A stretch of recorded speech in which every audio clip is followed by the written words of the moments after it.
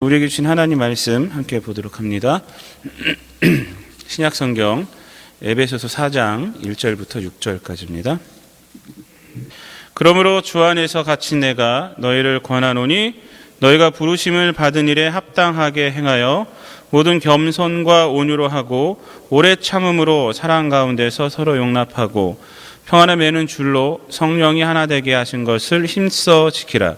몸이 하나요 성령도 한 분이시니 이와 같이 너희가 부르심의 한 소망 안에서 부르심을 받았느니라. 주도 한 분이시요 믿음도 하나요 세례도 하나요 하나님도 한 분이시니 곧 만유의 아버지시라. 만유 위에 계시고 만유를 통일하시고 만유 가운데 계시도다. 아멘. 이 말씀을 가지고 하나됨을 힘써 지키는 삶이라는 제목으로 함께 은혜를 나누도록 하겠습니다.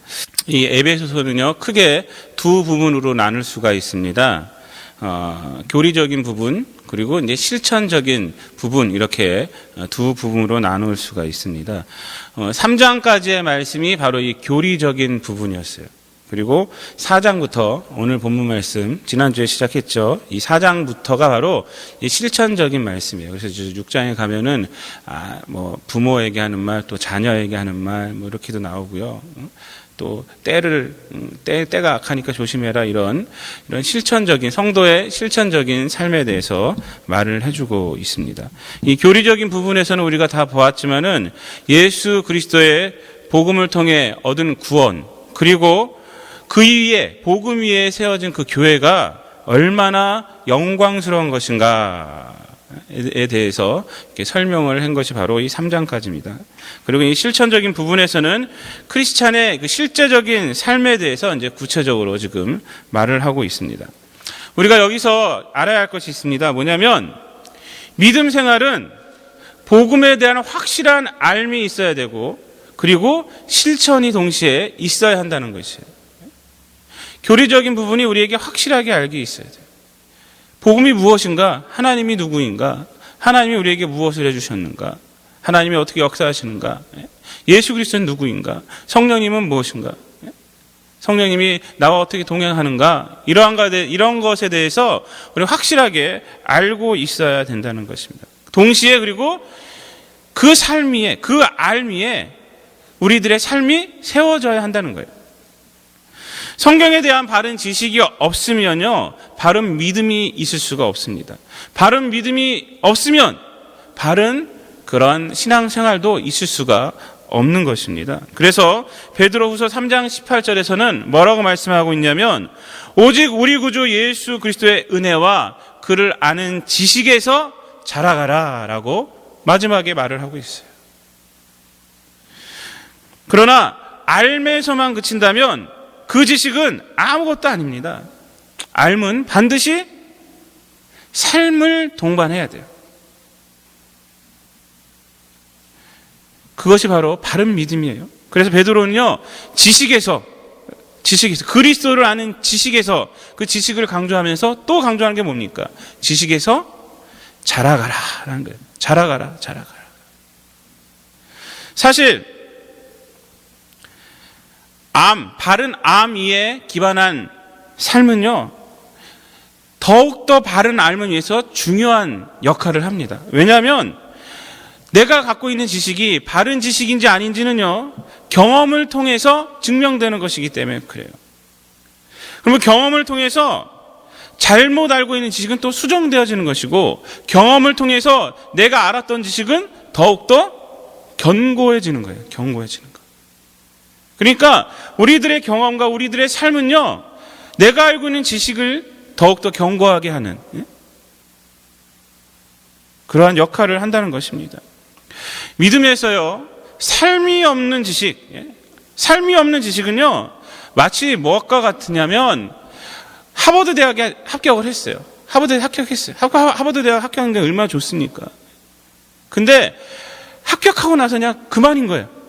학교를 다니지 않는 거예요.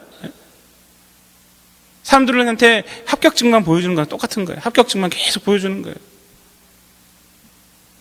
합격은요, 졸업하고는 엄연히 틀린 겁니다. 합격과 졸업은 틀리잖아요. 합격은 시작이에요. 이제 뭘 해야 됩니까? 그 학교를 다녀야죠. 다녀서 수업도 들어야 되고 레포트도 내야 되고 시험도 봐야 하고 학교 생활을 해야죠. 제가 여러 번 강조하지만은 신앙생활에 대해서 오해하고 있는 것 중에 하나는 믿음으로 구원받았다, 여기서 멈추는 거예요. 사람들이 이제는 됐다라고 생각한다는 거예요. 신앙은 교회에서 예배만 참여하면 된다, 이런 생각들도 잘못된 거예요. 아주 잘못된 것입니다. 거기서 그치면 안 돼요. 이사야서를 보면요, 하나님께서 이스라엘 백성들에게 이렇게 말을 합니다. 이사야서 1장 11절부터 13절 말씀에서 여호와께서 말씀하시되 너희의 무수한 재물이 내게 무엇이 유익하뇨? 나는 순양의 번제와 살진 짐승의 기름에 배불렀고 나는 수송아지나 어린 양이나 수염소의 피를 기뻐하지 아니하노라. 너희가 내 앞에 보이러 오니 이것을 누가 너희에게 요구하였느냐? 내 마당만 밟을 뿐이니라. 헛된 재물을 다시 가져오지 말라. 분향은 내가 가득히 여기는 바요 월삭과 안식일과 대회로 모이는 것도 그러하니 성회와 아울러 악을 행하는 것을 내가 견디지 못하겠노라, 이렇게 말하고 있어요. 하나님은요, 이스라엘 백성들의 그 삶이 없는 그 예배에 대해서 마지막 말씀에서 이렇게 말하는 거예요. 성회와 아울러 악을 행하는 것을 내가 견디지 못하겠다, 이거예요. 안식일 날은 와갖고 예배 드리는데 그들의 삶은 악을 행하는 삶이었단 말이에요. 하나님이 꾸짖는 거예요. 사도 바울은요, 빌립보서 2장 12절 말씀에서 이렇게 말합니다. 구원받은 그 빌립보 교회를 향해서, 그 성도들을 향해서 두렵고 떨림으로 너희 구원을 이루라, 이렇게 말하고 있어요. 구원을 이루라. 하나님이 주신 구원이 완벽하지 못한다는 말이 아닙니다. 구원의 삶을 이제 살아야 이거예요. 구원받았으면. 여러분, 우리 구원받기는 쉽습니다, 여러분. 왜 쉽습니까? 우리가 에베소서 2장에서 봤지만 하나님의 선물이에요. 하나님의 선물. 내가 하는 것이 아니에요. 하나님이 하신 일을 인정하고 믿으면 돼요. 그러나 우리가 알아야 하는 것은 구원받기는 쉽지만 구원의 삶을 산다는 것은 이 세상에서는 어렵단 말이에요. 이 세상에서는 어려워요. 왜 어렵습니까? 아직 이 세상은 죄 많은 세상이에요. 죄의 구조가 얽히고 설켜서 돌아가는 세상이 바로 이 세상이기 때문에 어렵다는 것입니다. 아마 천국에서는 구원의 삶이 굉장히 쉬울 거예요. 거기서는. 왜? 그것은 더 이상 죄가 없는 것이고 죄가 영향력을 발휘할 수 없는 곳이기 때문에, 죄의 결과물이 없는 곳이기 때문에 구원받은 자들이 천국에서 살아갈 때는요, 너무나도 쉬울 거예요. 그러나 지금 이 세상은 그렇지 않아요. 이 세상. 에베소서 2장 초반부의 말씀처럼 아직 공중의 권세 잡은 자가 판을 치고 있는 세상이 바로 이 세상입니다. 이러한 세상에서 구원에 응답하는 존재로 하나님의 말씀에 순종하면서 살아간다는 것은요, 쉬운 것이 아니에요. 이 세상에 역행하기 때문에. 인간의 무지함과 연약함으로 인해서 온갖 세상 문화가 인간의 쾌락을 달콤하게 달콤하게 하면서 유혹할 때 우리는 의식 중에도 넘어가고요, 또는 무의식 중에도 넘어가는 거예요. 여러분, 육체를 갖고 있는 우리들이요, 의식주를 무시하면서 살아갈 수가 있습니까? 먹고 입고 잘 집이 있어야 되는 거 아니에요? 무시하면서 살 수가 없어요. 근데 사탄은요, 이런 인간의 상황을 강력한 무기로 삼아요. 그래서 죄를 합리화시키게 만듭니다. 야, 먹고 사는데 어때? 그래도 먹고 살아야 될 거 아니냐? 하나님도 눈 감아줄 거야. 그래서 죄를 합리화시키게 만드는 것이 사탄이에요. 또 사탄은요, 아주 기가 막히게 유혹의 때를 탁 잡아서 우리를 넘어지게 합니다. 시험을 한단 말이에요. 여러분, 예수님이요, 사탄에게 시험을 받았잖아요. 언제 시험 받았습니까? 40일 줄이신 후에 광야에서. 근데 사탄이 그때 첫 번째 시험이 뭔지 아십니까? 뭐예요 그게? 40일을 줄이셨으니까 얼마나 배가 고팠겠어요. 그때 사탄이 어떻게 옵니까? 아주 적절하게 그때 돌덩이가 떡이 되게 하라 이렇게 말하는 거예요. 돌이 떡이 되게 하라. 여러분, 예수님도 이렇게 했어요. 사탄이 아주 적절한 때 예수님은 물리치셨죠. 사람이 떡으로만 살 것이 아니요 하나님의 말씀으로 살 것이다. 우리들이라고 사탄이 가만히 내두는지 아십니까? 그래서 바울은요, 이 에베소서 4장 27절 말씀, 이제 우리가 뒤에서 보겠지만 뭐라고 말하고 있냐면 마귀에게 틈을 주지 말라 이렇게 말하고 있어요. 크리스찬의 영적인 삶에서 실천적으로 나오는 거예요. 마귀에게 틈을 주지 마라. 틈을 주지 마라. 여러분, 크리스찬들이요 정신을 바짝 차리지 않으면 사탄의 이런 유혹에 넘어가게 되어 있어요. 우리가 복음에 대한 바른 지식으로 무장하며 살아야 돼요. 그리고 또 그 바른 지식 위에서 우리가 우리의 삶을 일구면서 살아가야 돼요. 그래야지 하나님 기뻐하시는 삶, 하나님의 자녀로서의 삶을 살아갈 수가 있는 것입니다.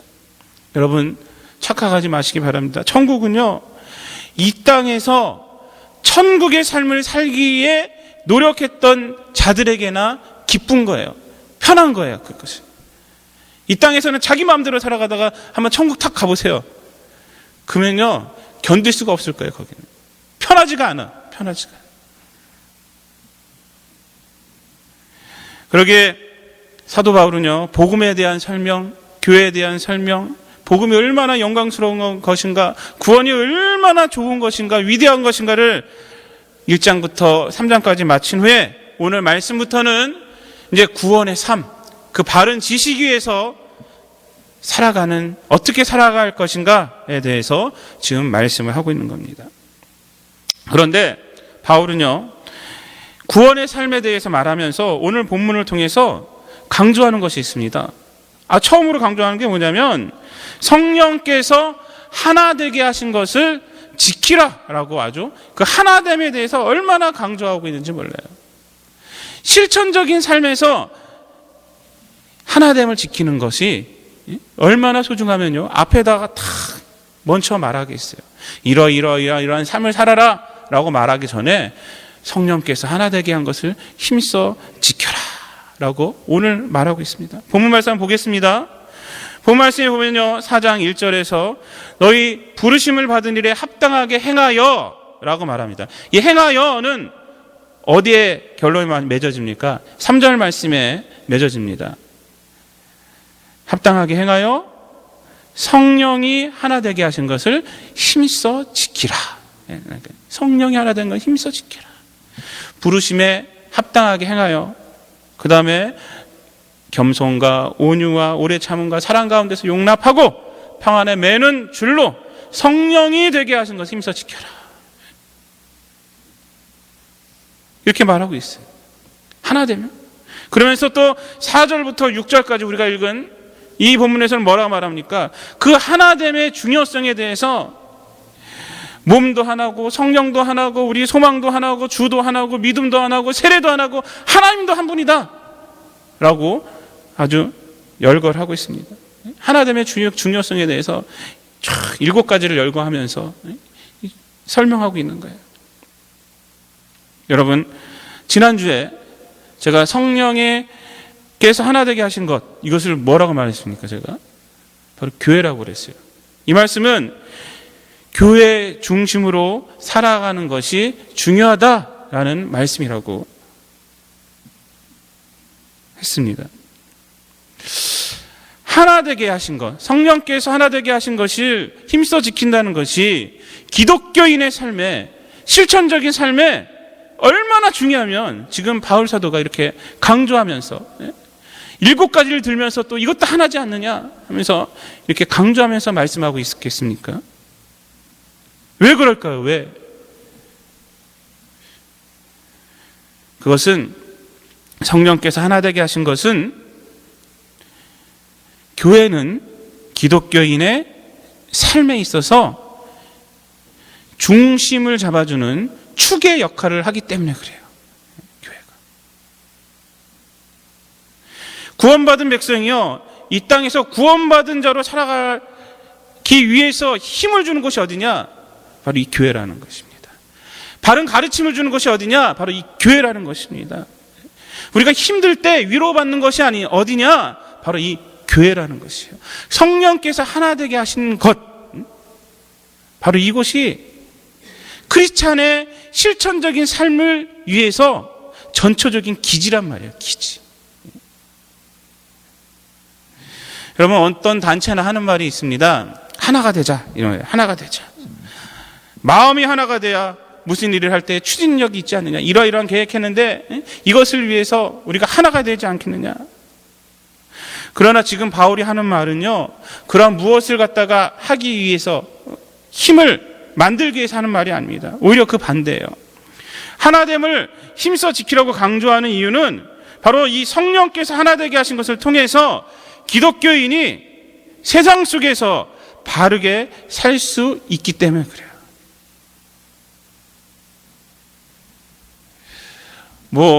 교회의 무슨 프로젝트를 위해서 하나가 되는 것이 아닙니다. 한 기독교인이 바르게 살려면 교회가 필요하다는 거예요. 교회가.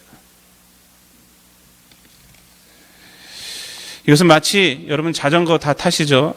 자전거 바퀴가 어떻게 되어 있습니까? 중심을 향해 있어요. 가운데를 향해 있어요. 가운데 있는 것을 탁 띄면요, 이 바퀴는요 그냥 무너져 버려요. 그 살들이 탁 가운데로 모여서 가운데 있는 거예요. 중심 축이 없으면요, 바퀴는 바퀴로서 역할을 못합니다. 교회가 없으면, 이 하나됨이 무너지면요, 성도들은요 세상에서 구원받은 자로 살아갈 수가 없어요. 힘을 얻을 수가 없다는 말이에요. 사람들이 착각을 하고 있는 것이 있습니다. 교회를요, 자기들이 운영하는 곳이라고 생각을 해요. 그래서 돈 좀 있고 힘 있는 자들은요, 내가 없으면 교회가 큰일 난다, 이렇게 큰 소리 치고 다녀요. 그런 생각은요 정말 위험한 생각입니다. 위험한 생각. 교회는 그런 곳이 아닙니다. 교회는 하나님이 만드신 것이에요. 하나님이 만드신 것. 성경에 보면요, 하나님이 만드신 공동체가 두 가지가 있습니다. 하나는 가정이에요. 가정. 또 하나가 뭡니까? 신약에 바로 이 교회예요. 교회. 예수 그리스도의 핏값 위에 세워진 것이 바로 이 교회란 말이에요. 교회. 인간이 만든 것이 아니에요. 근데 왜 하나님이 교회를 만드셨습니까? 여러 가지 이유가 있을 거예요. 선교를 위해서, 양육을 위해서, 전도를 위해서, 세상의 봉사를 위해서. 다 맞는 이야기입니다. 다 정답이에요. 그런데 이 모든 정답을 하나로 엮을 수 있는 궁극적인 답이 있습니다. 그것이 무엇입니까, 여러분? 교회를 왜 만드셨어요? 교회를. 바로 성도를 위해서 만든 거예요. 바로 나를 위해서 만들었던 거예요. 구원받은 백성을 위해서 만들었던 것입니다. 교회를 통해서 우리가 복음을 들었어요, 여러분. 교회를 통해서 우리가 자라나는 것입니다. 교회를 통해서 전도도 할 수 있는 것이고, 교회를 통해서 내가 갖고 있는 사명을 감당할 수 있는 거예요. 교회를 통해서 세상 속에서 우리가 복음을 위해 살다가 힘들 때 위로를 받는 거예요. 여러분, 예수 그리스도를 보내신 이유가 나를 구원하기 위함입니다. 이와 마찬가지로 하나님이 이 땅에 교회를 만드신 이유는 성도가, 바로 내가 구원받은 자로서, 기독교인으로서 이 땅에서 잘 살기 위함이에요. 교회는 내가 없으면 안 되는 곳이 아니라, 교회가 없으면요 내가 큰일 나는 곳이에요. 이렇게 생각해야 돼요. 이 교회가 없으면 난 큰일 난다, 이 생각을 갖고 있어요. 제가 목사님 부부와, 제 친하게 지내는 목사님 부부와 만나 교제하면서 그 사모님으로부터 이런 얘기를 들었어요. 그 목사님은요, 몸이 좀 많이 불편하신 목사님이에요. 굉장히 똑똑하신 분이었는데 좀 아프셔갖고 지금 반을 못 쓰세요. 근데 그분이 그 이후로 굉장히 영적으로 되셨어요. 지금 목회 계속 하시는데, 근데 그분 사모님하고 만나서 얘기하는데 사모님이 하시는 말씀이 목사님들의 설교가 얼마나 중요한지 모릅니다. 이게 설교를 잘하고 못하고를 말하는 것이 아니에요. 왜냐하면 설교는 하나님에 대해서 말씀하고 하나님의 백성들이 이 땅에서 어떻게 살아가야 할지를 말씀해 주기 때문입니다. 세상 어디에서 이러한 말씀을 우리가 들을 수가 있습니까? 성도들이 잘 몰라서 그렇지, 그것을 알면 목사님들을 정말 소중하게 여길 것이고 교회를 정말 소중하게 여길 것입니다. 이렇게 말을 하는 거예요. 저도 이제 목회를 여기서 한 5년, 이제 6년째 하고 있고, 제가 목회 시작한 지를 한번 세봤더니 한 20년 됐더라고요. 제가 전도사 시절부터 해갖고 쫙 세봤더니 20년 됐어요. 근데 제가 목회 생활 하면서 믿음이 좋은 사람들이 교회에 희생하는 거예요. 믿음이 좋은 사람들이고 목사님들한테 잘하더라고요. 저한테 잘하는 소리가 아니에요. 왠지 아십니까?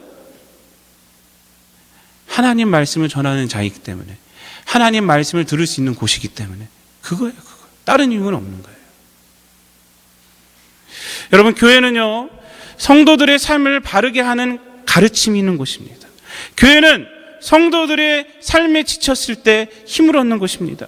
교회는 하나님과의 관계를 바르게 해주는 곳입니다. 교회는 성도들의 삶을 위한 곳이에요. 그래서 사도 바울은요, 실천적인 말씀을 하기 전에, 구체적인 말씀을 하기 전에 성령이 하나 되게 하신 것을 힘써 지켜라 라고 먼저 말을 하는 겁니다. 교회가 무너지면 아니기 때문에, 교회가 무너지면 안 되기 때문에 그래요. 그러면 어떻게 이 하나됨을 지킬 수가 있습니까? 사도 바울은요, 그래서 실체적인 말씀하기 전에 그 하나됨을 지키는 법에 대해서 먼저 말하고 있는 거예요. 사도 바울은요, 오늘 본문에서 교회의 그 하나됨을 지키는 방법, 그것을 크게 두 가지로 말하고 있습니다. 첫째는 개인의 인격을 통해 하나됨을 지켜라 라고 말합니다. 그 2절 말씀입니다. 2절 말씀 우리가 다 함께 읽어보도록 합니다. 2절 시작. 모든 겸손과 온유로 하고 오래 참음으로 사랑 가운데서 서로 용납하고. 모든 겸손과 온유, 오래 참음으로 사랑 가운데서 용납하라. 이거는요, 개인의 인격을 말하는 거예요. 개인의 인격. 겸손과 온유는요, 우리가 잘 알지 않습니까? 겸손은 교회에서 가장 많이 사용하는 단어들 중에 하나입니다. 겸손의 핵심은 뭡니까, 여러분? 그렇다면 겸손의 핵심이 뭐예요? 겸손의 핵심은요, 낮아짐이에요. 낮아짐. 빌립보서 2장에 잘 나타나 있습니다. 그리스도의 겸손. 예수님은 하나님과 동등됨 취할 것을 버리시고 인간처럼 낮아졌다는 거예요. 낮아졌다. 또 어디까지 낮아졌습니까? 인간에서도 십자가까지 낮아졌다는 거예요. 십자가까지. 이것이 바로 겸손입니다. 교회에서 성도들은요, 겸손해야 돼요. 겸손해야 돼요. 자꾸 자기를 드러내려고 하면 안 돼요. 다른 사람을 자신보다 어떻게 여겨야 됩니까? 낮게 여겨야 돼요. 낮게. 여기 낮게를요, 잘 알아야 됩니다. 시옷 받침이지 지읒 받침이 아니에요. 다른 사람을 나보다 낮게, 다른 사람이 나보다 낫다는 것이 아니라 더 좋다는 거예요. 더 좋다. 이것이 겸손이에요. 겸손. 그럴 때 교회의 하나됨이 지켜지는 거예요. 또 뭐라고 말합니까? 온유하라고 그래요. 온유하. 이 온유함은 뭐냐면, 온유함은요, 술에 술 탄 듯, 물에 물 탄 듯, 이렇게 히히히 되면서 살아가라는 것이 아닙니다. 이것이 온유가 아니에요. 온유함은 내적 강함이요, 외적 부드러움으로 표현되는 것이 바로 온유함이에요. 여러분, 내적 강함이 없는 부드러움은요, 우유부단이에요. 우유부단. 근데 내적 강함이 또 외적 강함으로 표현되면 어떻게 됩니까? 그건 사람들에게 상처를 줘요. 맞는 말인데도 상처를 준단 말이에요. 온유함에 있어야 돼요. 온유함. 아무리 자기가 옳다고 그래도 그것이 표현될 때는요, 부드러움으로 표현돼야 돼요. 제가 책을 봤더니 온유함은 배가 항구에 정박할 때, 그 항구에 정박할 때 그냥 쾅 들어가면 어떻게 됩니까? 배도 부서지고 항구도 부서지잖아요. 그 가운데 뭐가 있냐면 푹신푹신한 타이어나 뭐 이런 것들이 있다고 그래요. 그런 역할을 하는 게 온유함이라고 그럽니다. 서로 부딪혔을 때 상처나지 않게 있는 타이어 같은 온유함. 그러니까 아무리 옳은 말을 해도요, 부드럽게 할 줄 아는 사람이 돼요. 저는요, 근데 사실 온유함이 다른 데는 많은데 집에서는 없어요, 집에서. 우리 집사람하고 같이 살면서 제 집사람이 상처 주는 말을 많이 했어요. 근데 상처 주는 말을 많이 했는데 어떤 마음으로 했냐면 의로움으로 했어요, 제가. 의로움으로 했어요. 맞는 말이다 생각하면서 맞는 말이니까 해도 된다 생각했어요. 맞는 말이니까 해도 된다. 근데 그것이 아니더라고요. 그것이 아니에요. 맞는 말이니까 해도 된다가 아니에요. 맞는 말이지만 표현될 때는 부드럽게 표현돼야 돼요. 상황에 맞게. 이것이 바로 온유함입니다. 교회 안에서 온유함이 있어야 돼요. 성도들끼리. 그냥 막 내가 맞는 말이니까 이게 하나님 말씀이니까 니도 뭐 이렇게 나가면 상처받는 거예요. 상처. 온유함이 있어야 돼요. 또 뭐라 말합니까? 오래 참음. 오래 참음 말하고 있어요. 오래 참음으로 사랑 가운데 서로 용납하라 라고 말하고 있습니다. 고린도전서 13장에 보면요, 이 오래 참음을 뭐라고 말합니까? 사랑의 속성으로 말하고 있습니다. 사랑은 오래 참고 이렇게 나요. 그래서 오늘 말씀에도 오래 참음으로 사랑 가운데서 서로 용납하라 라고 말하는 것입니다. 나태주라는 시인이 있습니다. 지금 교장 선생님이신, 아직도 교장 선생님인지 모르겠어요. 저쪽 밑에 지방에서. 이분의 풀꽃이라는 아주 짧은 시가 있습니다.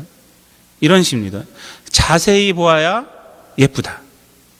오래 보아야 사랑스럽다. 너도 그렇다. 이게 끝이에요. 자세히 보아야 예쁘다. 오래 보아야 사랑스럽다. 너도 그렇다. 아주 짧은 시지만요, 아주 긴 여운이 있는 이런 시입니다. 이 시는요, 교보빌딩의 그 광화문 글판에 2012년도에 이렇게 있었어요. 거기 광화문 글판에 가면요, 봄과 가을인가에서 이렇게 글판에 이렇게 좋은 시들이나 문구를 갖다 걸어놔요. 여러분, 사람마다 불완전하고 사람마다 편견이 있기 때문에 짧은 시간에 사람을 판단하면요, 실수하기가 쉽습니다. 오래 참아야 사람을 잘 볼 수 있게 되는 것이고, 오래 참아야 그 사람을 그래서 대하는 법을 알 수가 있게 되는 거예요. 그렇기 때문에 오래 참으면 뭐가 생기느냐? 사랑이 생겨요. 사랑이 생겨요. 나가서 그 사람을 용납할 수가 있게 되는 거예요. 용납할 수 있게 돼요. 용납한다는 것은 우리가 또 잘못 생각하면 안 됩니다. 용납한다는 것을 그 사람이 잘못을 지었을 때 그 죄를 인정하라는 것이 아닙니다. 용납은요, 그런 것이 아니라 그 사람을 품어주라는 거예요. 품어주라는 거. 그도 모르는 죄 지을 수밖에 없는 그의 연약함을 안쓰럽게 생각하라는 겁니다. 그것이 용납함이에요. 제가 페북에서 제가 아는 분이 자기 아버지, 돌아가신 아버지에 대한 글을 올린 것을 봤어요. 그러면서 눈물을 펑펑 흘리고 있다고 이렇게 써놨더라고요. 아침에 생각하면서. 자기가 이제 아버지 나이가 돼갖고. 저보다 이제 좀 더 연배가 높으신 분이에요. 뭐라고 말했냐면, 자기 젊었을 때는 아버지가 정말 미웠대요. 가정도 돌보지 않고 자기 마음대로 살아간다는 거예요. 그런데 지금 자기가 아버지가 되고 나니까 아버지가 너무 불쌍하게 생각이 된다는 거예요. 그리고 하는 말이 아버지가 얼마나 외로우셨을까. 그런 생각을 들었다는 거예요. 그러면서 그 글 말미에 아침에 아버지를 생각하며 눈물을 흘리며 이 글을 씁니다. 아버지를 내가 이해하지 못했구나. 싫어만 하고 미워만 하고 했지 이해하지 못했구나.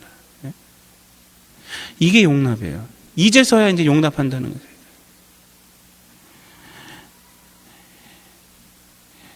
용납은요, 죄인을 정죄하지 않습니다. 그렇다고 죄를 인정하라는 말이 아닙니다. 용납이 죄를 인정한다는 것은 아니에요. 용납은 그 죄를 지을 수밖에 없는 그 사람의 불쌍함을 보고 울어줄 수 있는 거예요. 바로 예수 그리스도께서 우리를 용납하셨어요. 그래서 어떻게 했습니까? 십자가를 지신 거예요. 우리가 너무 불쌍했던 거예요. 죄에 매여서 자기가 어디로 가는지도 모르는 저 인간들, 저 인간들이 불쌍했던 거예요. 그래서 십자가를 지신 거예요. 그 용납이 그 용납. 하나님이 우리를 용납하지 않았으면 어떻게 됩니까? 다 심판하는 거예요, 심판. 그러나 우리를 용납하셨어요. 그 길을 열어주셨어요. 구원의 길을. 스데반이 어떻게 했습니까? 스데반이요, 돌로 맞아 순교당할 때 자기를 돌로 치는 자들을 향해서 뭐라 말합니까? 하나님, 저들을 용서하소서. 그 다음에 뭐라 합니까? 저들이 하는 짓을 몰라서 그럽니다. 저들이 몰라서 그럽니다. 이것이 용납입니다. 이것이 용납. 여러분, 죄인 되었을 때 사랑해 줄 수 있는 마음이 용납이에요. 그래서 죄인 되었을 때 사랑해 줄 수 있는 사람들을 사랑해 주는 것은요, 누구나 할 수 있는 거예요. 그리스도의 사랑은 죄인 되었을 때 그를 품어줄 수 있는 거예요. 그것이 바로 용납입니다. 교회는요, 정죄가 아니라 이 용납이 있어야 됩니다. 정죄가 있을 때는요, 나누어져요. 나누어집니다. 자꾸 나누어져요. 그러나 용납이 있을 때 이제 하나됨이 지켜지는 거예요. 사도 바울은 개인의 인격에 대해서 말하는 거예요. 모든 겸손과 온유와 오래 참음으로 사랑 가운데 서로 용납하라. 두 번째로 사도 바울은요, 개인의 인격이 아니라 이제 전체를 보면서 하나됨을 지키라라고 말합니다. 전체의 평안을 생각하며 하나됨을 지켜라라고 말하고 있습니다. 바로 3절 말씀입니다. 3절 말씀 우리 다 함께 읽어보도록 하겠습니다. 평안에 매는 줄로 성령이 하나 되긴 것을 힘써 지키라. 여러분, 이 평안은요, 이스라엘 나라에서 참으로 중요한 단어입니다. 그들의 인사가 뭡니까? 샬롬입니다. 샬롬. 이 샬롬이 바로 평화예요. 평화. 샬롬. 그들의 수도가 어디입니까? 이스라엘 수도가 어디예요? 예루살렘이에요. 예루살렘. 근데 예루살렘이란 단어는 이르하고 샬롬하고 합쳐진 거예요. 이르라가 도시예요, 도시.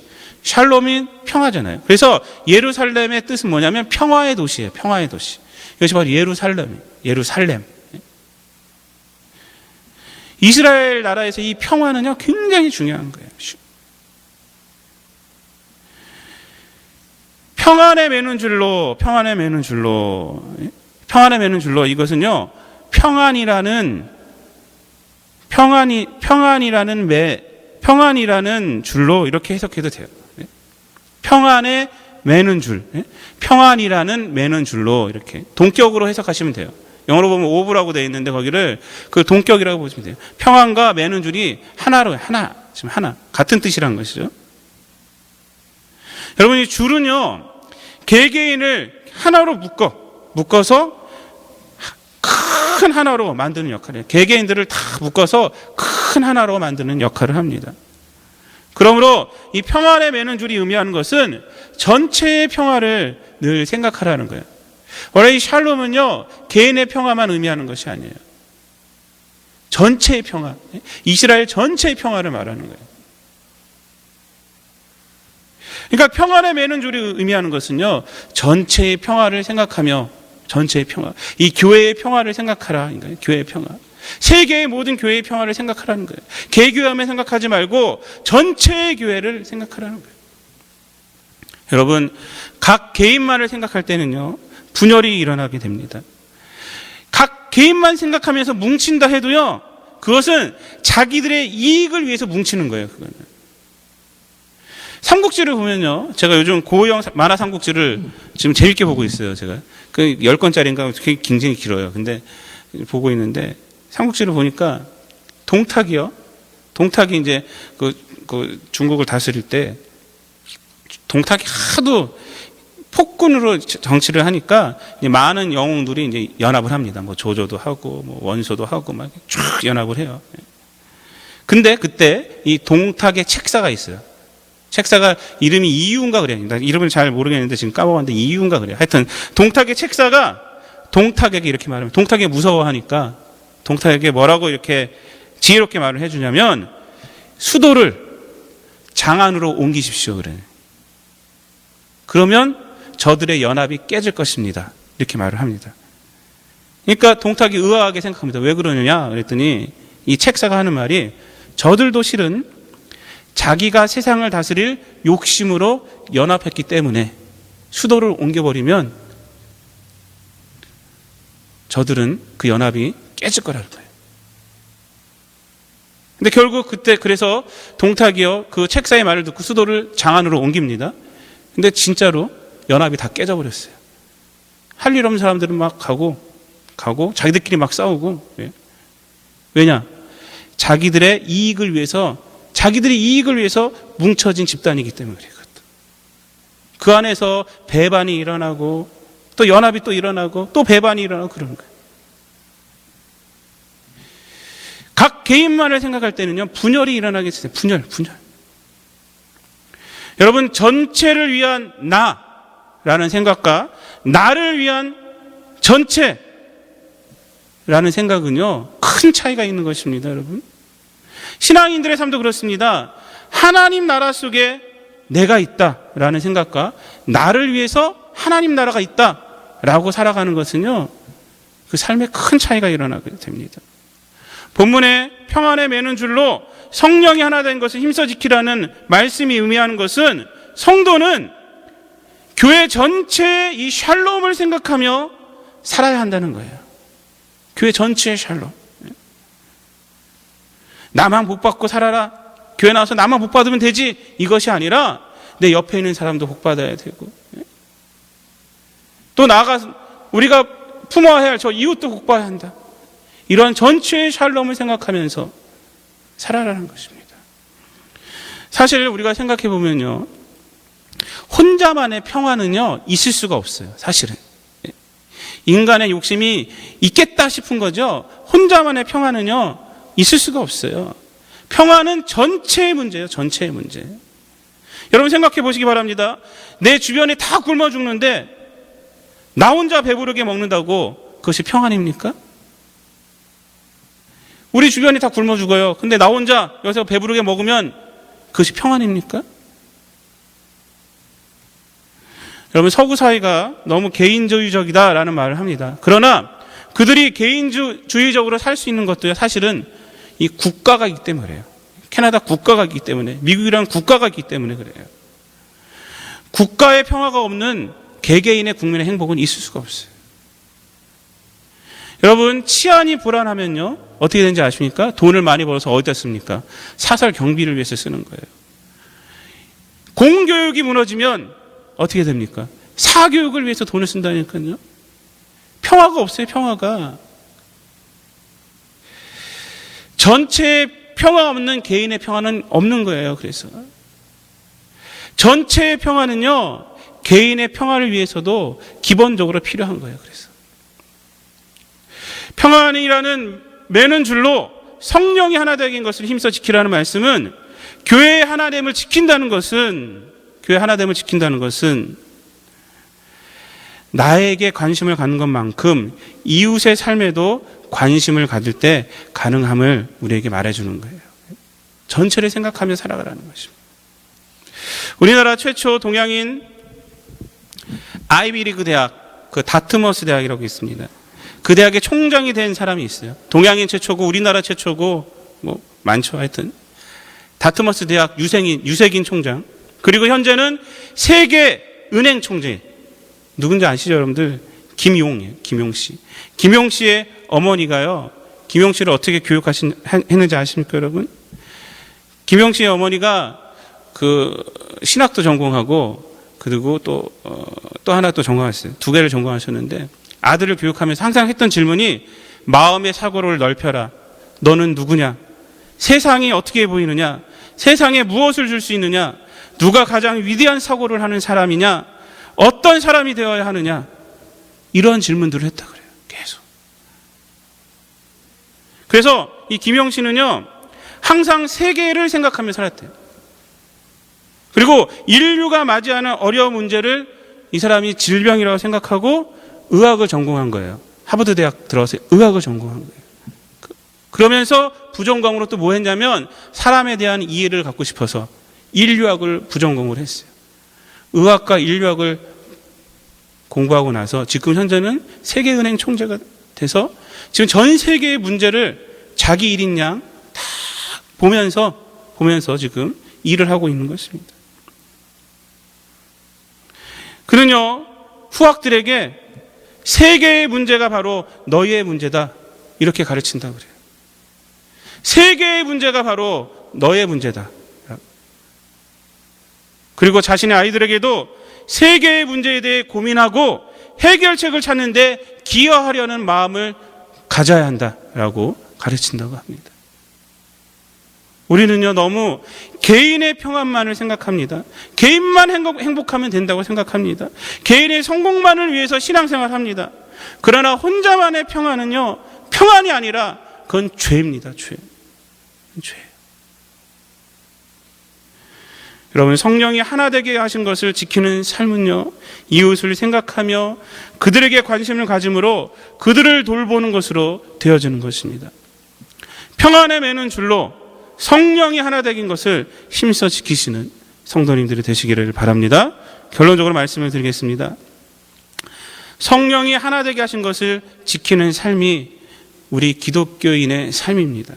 거기서 힘을 얻고 거기서 나아갈 바를 우리가 알 수 있기 때문입니다. 그러므로 우리는 성령이 하나 되게 하신 것, 즉 교회를 지키기 위해서 개인적으로 겸손과 온유로, 오래 참음으로, 사랑 가운데 용납함으로 우리가 살아야 하고, 또 이웃에게 관심을 갖고 우리 성도들에게 관심을 갖고 그들을 위해서 기도하고 그들을 돌보며 살아야만 합니다.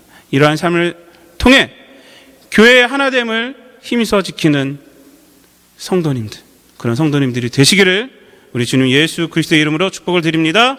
기도하겠습니다.